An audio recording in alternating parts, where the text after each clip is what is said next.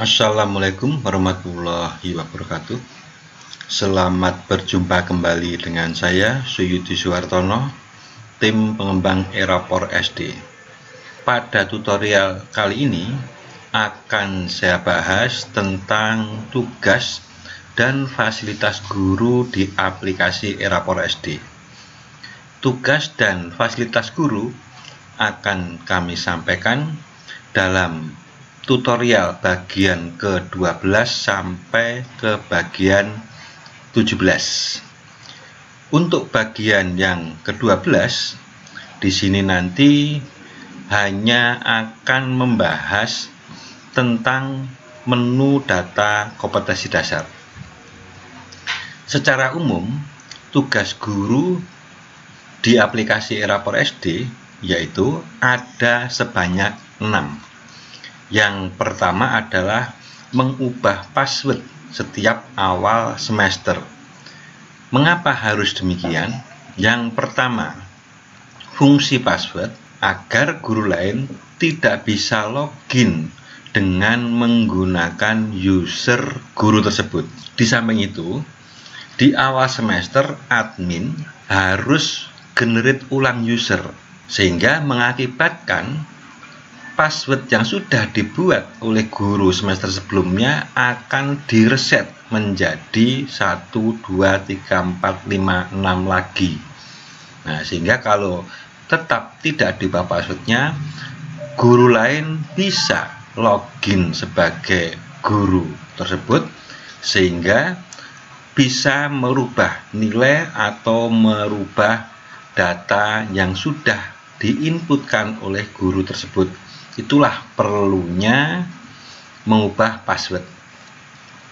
Kemudian di awal semester guru harus mapping KD terlebih dahulu. Apa yang dimaksud dengan mapping KD adalah memilih kompetensi dasar mana yang harus diajarkan di suatu satuan pendidikan. Berdasarkan Kemendikbud nomor 719 bahwa satuan pendidikan dapat melaksanakan kurikulum nasional, artinya kurikulum yang sudah dilaksanakan sekarang ini atau kompetensi dasarnya berdasarkan Permendikbud nomor 37. Yang kedua, satuan pendidikan dapat menggunakan kompetensi dasar hasil penyederhanaan dari Balitbank. Yang ketiga, satuan pendidikan dapat menyederhanakan kompetensi dasar secara mandiri. Oleh karena itu, guru harus mapping KD terlebih dahulu mana yang digunakan. Karena kalau tidak akan mengakibatkan saat membuat perencanaan penilaian, kompetensi yang keluar akan ganda. Artinya apa? Akan muncul kompetensi dasar dengan kode 3.1 dari Permendikbud maupun 3.1 yang dari Balitbank. Pentingnya awal guru harus mapping KD. Dilanjutkan, guru membuat perencanaan penilaian. Perencanaan penilaian ini diharapkan sesuai dengan RPP yang Bapak Ibu buat, sehingga ada link antara program tahunan, program semester, RPP maupun Erapor. Nah, ini di awal semester. Selama 1 semester, guru input data nilai. Input data nilai ini mengapa harus antara selama 1 semester dan juga di kolom akhir semester? Artinya apa? Input data nilai terdiri dari input pengetahuan dan input keterampilan yang bisa diinputkan selama 1 semester. Sehingga saat selesai penilaian KD pertama langsung diinputkan ke dalam aplikasi Erapor.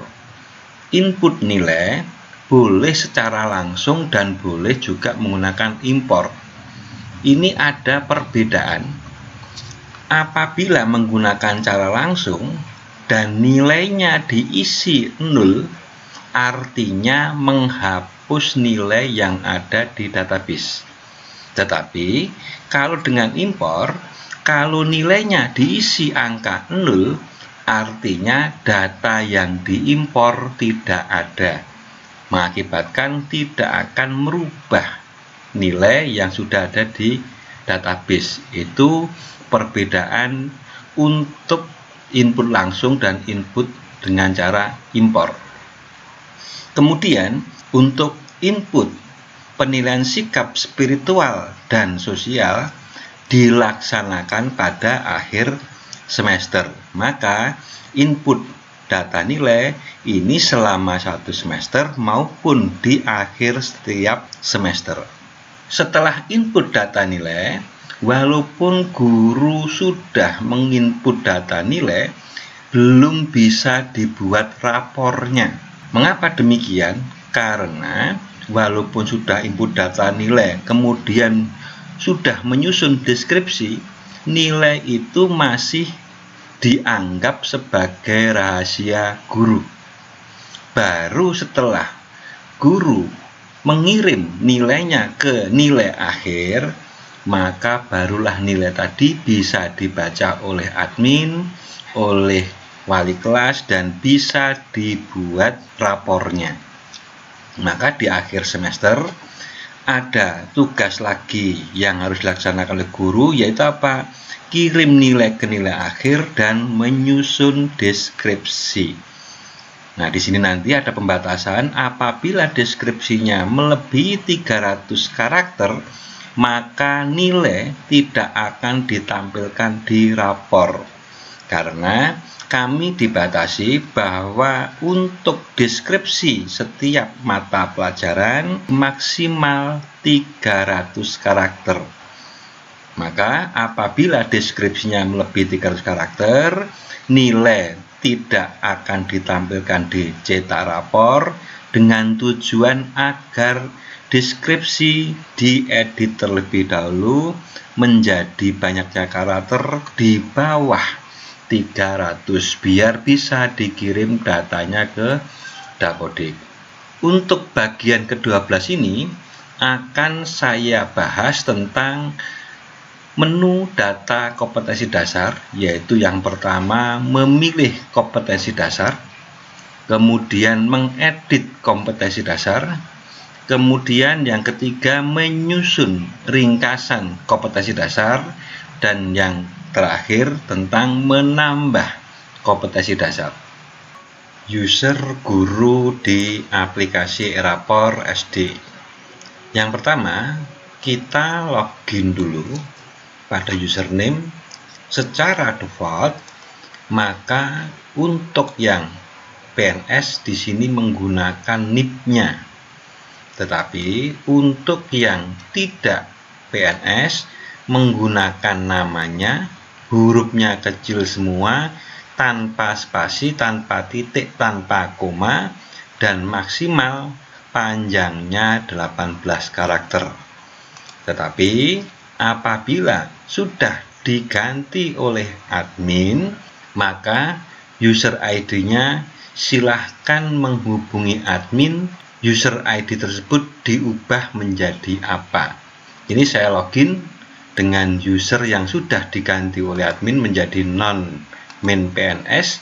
Kemudian password secara default adalah 123456. Apabila ini passwordnya sudah diganti oleh guru yang bersangkutan, maka ikutilah password sesuai yang telah diganti. Kemudian kita pilih levelnya guru, kemudian login. Menu yang pertama adalah tentang ubah password. Apabila kita klik ubah password, maka di sini yang bisa diubah hanya passwordnya. User ID dan nama lengkap tidak bisa diubah. Yang bisa mengubah adalah admin.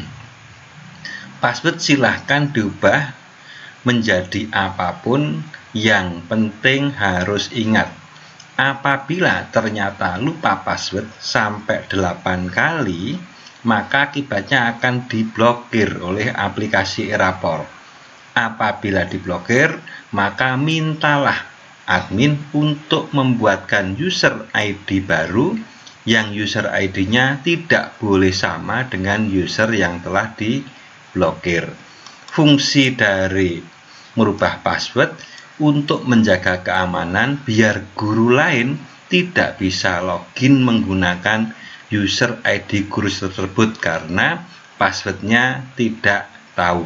Kalau sudah passwordnya diganti, kemudian klik simpan. Menu data kompetensi dasar.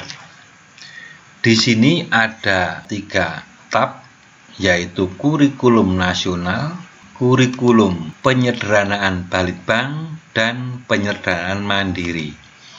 Serta ada 3 tombol lain, yaitu tambah kompetensi dasar, aktifkan kompetensi dasar penyederhanaan mandiri.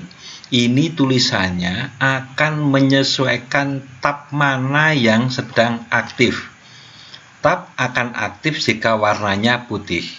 Jadi kalau saya klik kurikulum nasional, maka muncul aktifkan kompetensi dasar Permen 37. Kalau saya klik penyederhanaan Balitbank, akan muncul aktifkan kompetensi dasar penyederhanaan Balitbank. Mengapa muncul tulisan aktifkan? Di sini karena pada tabel di bawahnya ini belum ada KD yang statusnya aktif. Jadi selama di bawah ini belum ada daftar KD-nya, maka tombol yang berwarna hijau ini tidak ada gunanya kalau diklik. Walaupun kalau diklik memunculkan data kompetensi berhasil diubah, kemudian kita klik OK misalkan, ini tidak akan bermanfaat apa-apa. Karena apa? Di sini akan berwarna hijau dan tulisannya aktifkan jika ternyata pada tabel kompetensi yang berada di bawahnya ini statusnya tidak aktif semua. Maka di sini akan berwarna hijau tulisannya aktifkan. Tetapi apabila pada tabel di bawahnya ini statusnya aktif semua atau ada satu yang aktif, maka ini akan berubah tombolnya menjadi berwarna merah dan tertulis nonaktifkan kompetensi dasar. Belakangnya ada Permen 37, itu jika yang aktif kurikulum nasional. Ada di sini perkataan penyederhanaan Balitbank jika yang kita aktifkan dari penyederhanaan Balitbank, dan ada tulisan di sini nanti penyederhanaan mandiri jika kita aktifkan yang penyederhanaan mandiri. Seperti ini contohnya. Jadi saya tekankan lagi, ini tidak ada gunanya diklik apabila belum ada daftar KD yang ada di tabel di bawahnya ini. Untuk menampilkan maka harus kita pilih dulu mata pelajarannya. Saya pilih mata pelajaran misalkan PPKN. Maka secara default yang aktif langsung kembali ke kurikulum nasional.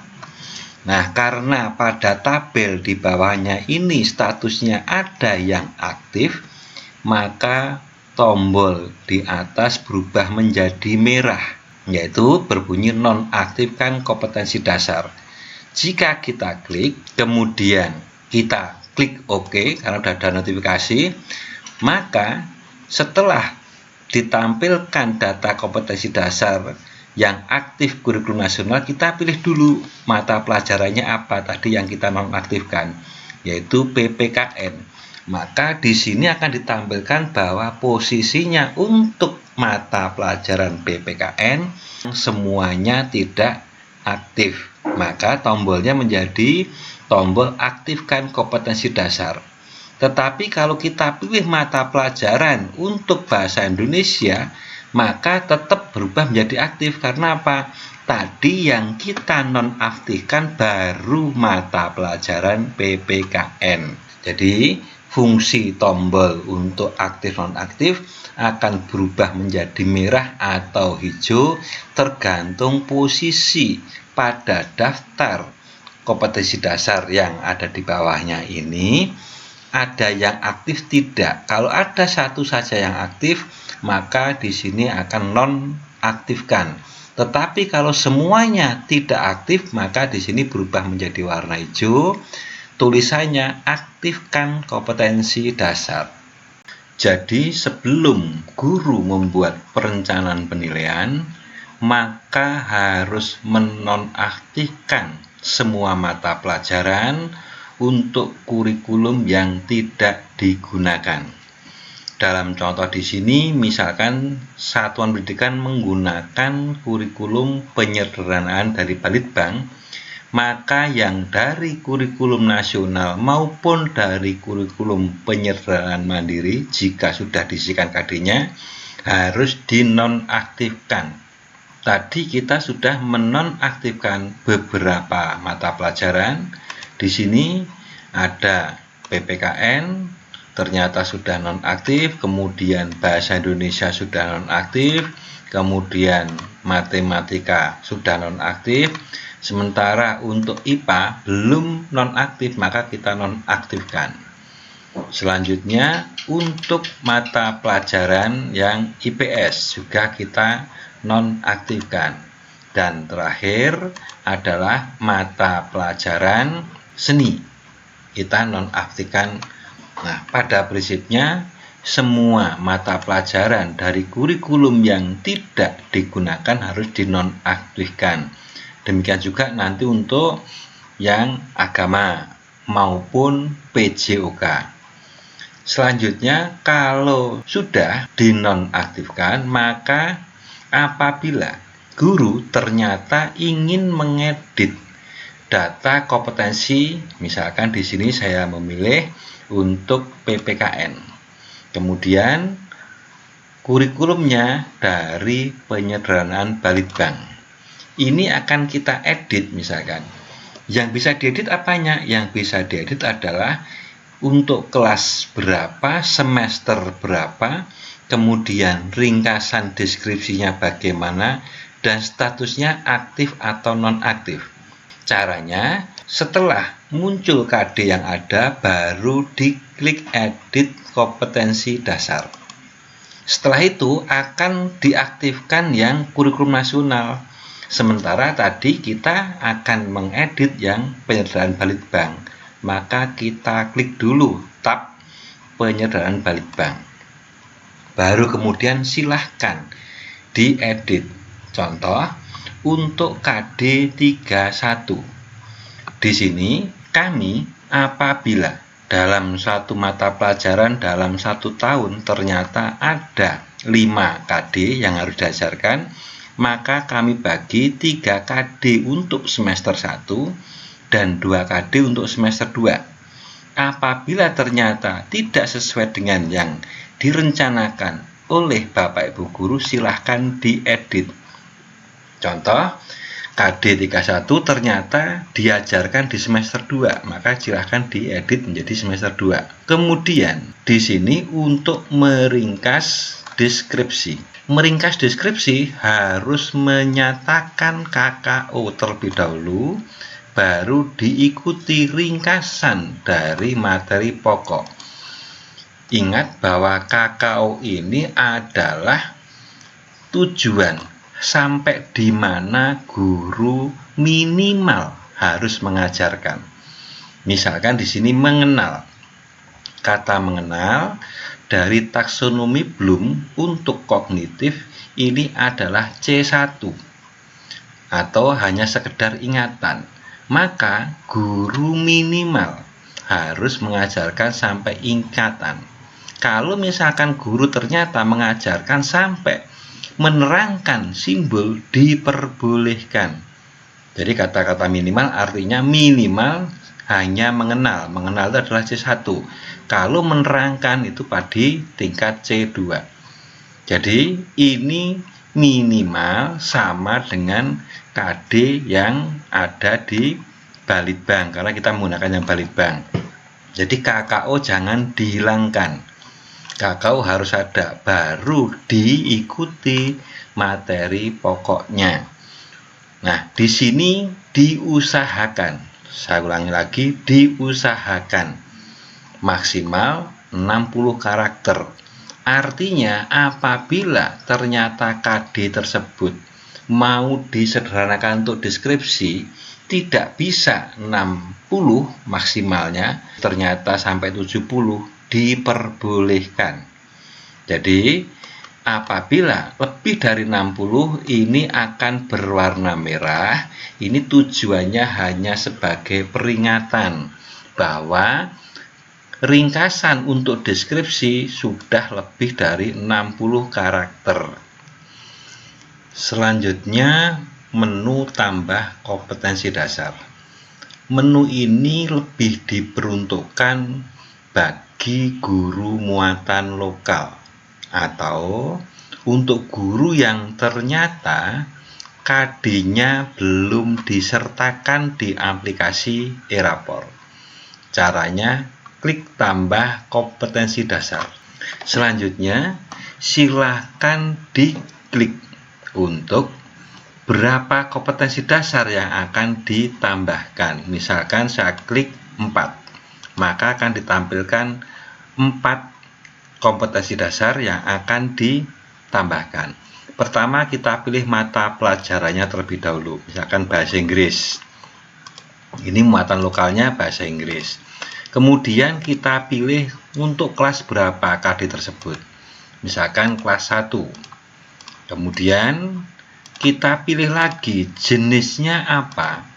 Jenisnya untuk spiritual, sosial, pengetahuan, atau keterampilan. Misal kita pilih untuk sikap spiritual, maka kodenya diawali angka 1. Kemudian dilanjutkan dengan titik dan urutan KD tersebut urutan nomor berapa. Misalkan nomor 1. Jika kita memilih untuk sikap sosial, maka kode KD diawali angka 2. Kalau kita memilih untuk pengetahuan, maka di sini kode KD harus diawali angka 3. Selanjutnya, kalau ternyata ini keterampilan, maka harus diawali angka 4. Nah, di sini misalkan kita milih untuk pengetahuan, maka kita awali angka 3, dilanjutkan nomor urut KD. Di sini pengetahuan lagi, maka ini 3.2. Kalau kita pilih keterampilan, maka di sini 4 titik nomor urutan berapa, misalkan 1. Kita pilih lagi di sini keterampilan, di sini menjadi 4.2. Baru kompetensi dasar. Ingat, isinya adalah KKO-nya apa dulu. Misal menjelaskan. Titik. Itu adalah apa? Ini materi pokoknya. Maka nanti ringkasan untuk kompetensi yang akan digunakan sebagai deskripsi harus juga menjelaskan. Baru di sini materi pokoknya apa. Nah, kemudian kompetensi kita pilih yang mandiri. Karena apa? Di sini tidak berdasarkan Permen 37 maupun tidak berdasarkan Balitbank. Kemudian yang nomor 2, misalkan lagi mengenal, berarti hanya sekedar C1. Titik, maka ini juga mengenal. Titik. Nah, di sini untuk kompetensi dasar lagi, kalau keterampilan carilah KKO untuk keterampilan. Jangan menggunakan KKO untuk kognitif. Dan pada kompetensinya kita pilih yang mandiri. Demikian untuk menu kompetensi dasar. Terima kasih atas perhatiannya, dan jangan lupa untuk klik subscribe dan lonceng notifikasinya. Untuk tutorial selanjutnya, pada bagian yang ke-13 akan saya bahas tentang cara menyusun rencana penilaian yang terdiri dari rencana penilaian pengetahuan, keterampilan, sikap sosial, dan sikap spiritual. Akhirul kalam. Wassalamualaikum warahmatullahi wabarakatuh.